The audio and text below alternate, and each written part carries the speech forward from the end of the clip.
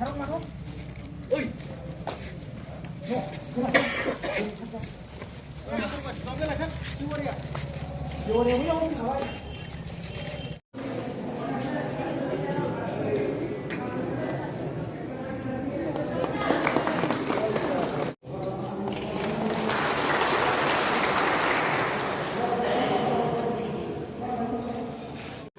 যি আমাৰ আন্তৰ্জাতিক দিব্যাংগ দিৱস অৰ্থাৎ ইণ্টাৰনেশ্যনেল ডিজেবল ডে তাৰ লগত সংগতি ৰাখি পেলাই আমি আমাৰ বিটিআৰৰ অল বিটিআৰ ডিজেবল প্ৰটেকশ্যন অৰ্গেনাইজেশ্যনৰ উদ্যোগত ভেৰেগাঁৱত এক অনুষ্ঠানৰ আয়োজন কৰিছিলে।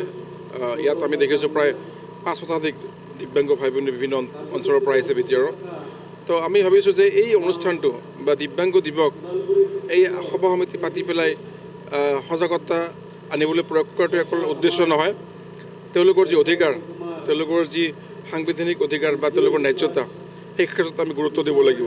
তেওঁলোকৰ জীৱন জীৱিকা নিৰ্বাহৰ কাৰণে সমাধান বিচাৰি কিবা এটা পলিচি ল'ব লাগিব, তেওঁলোকৰ শিক্ষাৰ ক্ষেত্ৰত পলিচি ল'ব লাগিব, তেওঁলোকে যাতে শিক্ষাৰ দ্বাৰা নিজকে নিয়োজিত কৰিব পাৰে বিভিন্ন অনুষ্ঠান প্ৰতিষ্ঠানত চৰকাৰী বা বেচৰকাৰী তাৰ ব্যৱস্থা কৰিব লাগিব। আৰু ইতিমধ্যে আমাৰ বিটিআৰ চৰকাৰে তেনেকুৱা ধৰণৰ শিক্ষিত দিব্যাংগ ভাই ভনীসকলৰ কাৰণে এক প্ৰশিক্ষণৰ ব্যৱস্থা কৰিছে এটা বেলেগ এটা অনুষ্ঠানৰ লগত, শিশু সাৰথী অনুষ্ঠান এটাৰ লগত। তেওঁলোকে সেই প্ৰশিক্ষণৰ দ্বাৰা উপযুক্তভাৱে মানে চাৰ্টিফিকেট লৈ পেলাই প্ৰশিক্ষিত হৈ পেলাই তেওঁলোকে চৰকাৰী বেচৰকাৰী অনুষ্ঠানত তেওঁলোকে নিযুক্তি পাবলৈ সক্ষম হ'ব। তাত কেইবাটাও ক্ৰাইটেৰিয়া আছে। ঠিক তেনেকৈ আমাৰ দিব্যাংগসকলৰ কাৰণে যি চাইন লেংগুৱেজ, ডেইলি লেংগুৱেজ বুলি আমি কওঁ, তেওঁলোকৰ শিক্ষণ প্ৰশিক্ষণৰ কাৰণে তেওঁলোকৰ বেলেগ লেটাৰ, বেলেগ তেওঁলোকৰ ব্যৱস্থা আছে। চাইন লেংগুৱেজ, ডেইলি লেংগুৱেজৰ প্ৰশিক্ষক বা শিক্ষক আমাৰ বিটিআৰত প্ৰায় নাই বুলি ক'ব পাৰি। আমি দিল্লীৰ এটি অনুষ্ঠানৰ আলোচনা কৰিছোঁ, নেপিত, তেওঁলোক দিল্লী চৰকাৰৰ অনুষ্ঠান। আমি ইয়াৰ পৰা যদি প্ৰতি বছৰে 20 জন বা 25 জন তেনেকুৱা ধৰণৰ শিক্ষিত যুৱক যুৱতী দিল্লীলৈ প্ৰেৰণ কৰিব পাৰোঁ, তাৰ ব্যৱস্থা কৰি আছোঁ, আলোচনা চলি আছে। আমাৰ বিটিআৰৰ চিফ মহোদয়ৰ এই ক্ষেত্ৰত সঁচাকৈ তেখেতৰ এটা ভাল পদক্ষেপ দেখিছোঁ। তেখেতৰ পদক্ষেপত আমি আটাই আগবাঢ়ি পেলাই চাইন লেংগুৱেজ, ব্ৰেইলি লেংগুৱেজৰ যাতে প্ৰশিক্ষণ লৈ পেলাই আমাৰ বিটিআৰত এনেকুৱা ধৰণৰ শিক্ষানুষ্ঠান আমি এতিয়া স্থাপন কৰিব পাৰোঁ दिव्यांगসকলৰ কাৰণে। बिटिआराव थानाय गासैबो सोलेरारि नोरजिया जि सुबुंफोर दङ बिथांमोना गावनि नाजानायजों गेजेरजों गावनि मोनसे मिजिं आसा लाखिनानै आरो गावनि न'खरनि जोंनि सरकारनि सायाव बा गुबुन गुबुन दल संगठन बा गुबुन गुबुन आफादफोरनि मददजों बिथांमोना थांनानै थागोन आरो बिथांमोननिफ्रायबो जोङो गोग्गो समाज दानायाव जोंनि हादोरखौ जौगाहोनायाव जों बिथांमोननिफ्रायबो बिहोथाय जोङो मिजिं थिगोन। जोंनि बिटिआर सरकारा जोंनि बिटिआराव थानाय जि सोलेरारि नोरजिया सुबुं दङ बिथांमोननि खाबुनि थाखाय जोङो नोजोर होदों। साख्रिनिफ्राय लानानै सेन्ट्रेल गभर्नमेन्ट, स्टेट गभर्नमेन्ट आरो बिटिआर सरकारनि माखासे खाबुफोरखौ जों होनो नाजानाय जादों।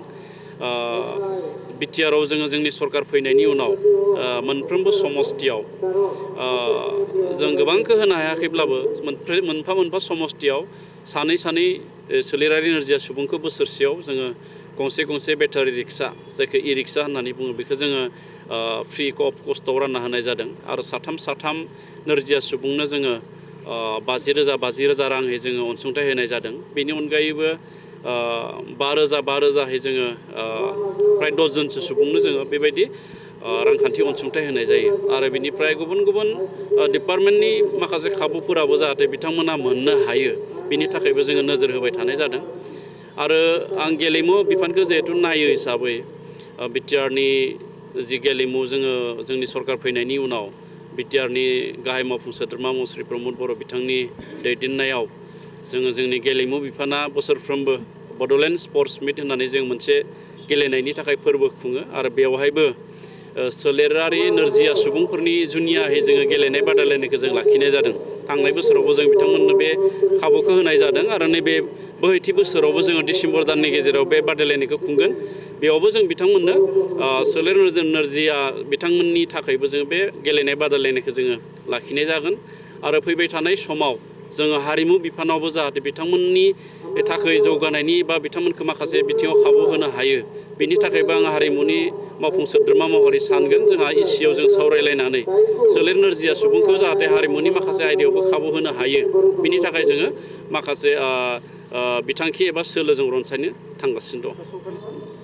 फैबाय थानाय समाव जोंनि जे थिखानानै दोननाय 4% रिजार्भेसन 38 डिपार्टमेन्टआव गासिबो बिथिङाव जोङो आवगायलांनो थाखाय जोंनि जेनाखि मावथि लोगोफोर बा जोंनि जेनाखि आइ आफा बिदा फंबाय जेनाखि गोग्लैसोनानै थानाय जोंनि जे मोनथायखौ माबोरै जोङो सरकारनिफ्राय सिगांथिं आवगायलाङोब्ला जोङो गोरोबलायनानै सरकारजों लोगोसे जों मावलाङोब्ला माबोरै आवगायलांनो हागोन बे बिथिंखौ नायनानै सोलोंथाइ बिफान ओमफ्राय कालचारेल बिथिंजों आरो जेनाखि जोङो गासिबो बिथिंनिफ्राय नायनानै जोंनि जेनाखि मोनथायफोरखौ गासिबो बिथिङाव जोङो फिलआप खालामनो जोङो नाजागासिनो दं।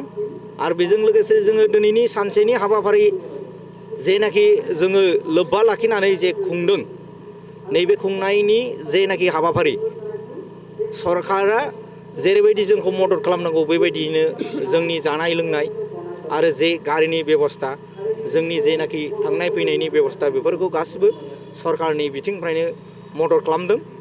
दा बेनि थाखाय मानगोनां बिटिआर खुंथायाव थानाय गाहाय खुंथायगिरि मानव गेदेर श्रीजुत प्रमद बर' सारनिसिमबो रोजा रोजा साबायखर बावहरनाय थाबाय। जोंनि all BTR differently abled persons protection अर्गानाइजेसननिफ्राय सारखौ जोङो गाहाय आलासि महरै नुजाफैनो थाखाय जों खावलायदोंमोन। दा बेनि अनगायै जोंनिनो बाहायनि बे समस्तिनिनो मानगोनां बिटिआरनि इएम मुस्रि दावबायसा बर' सारा बावहाय आलासि महरै नुजाफैदों।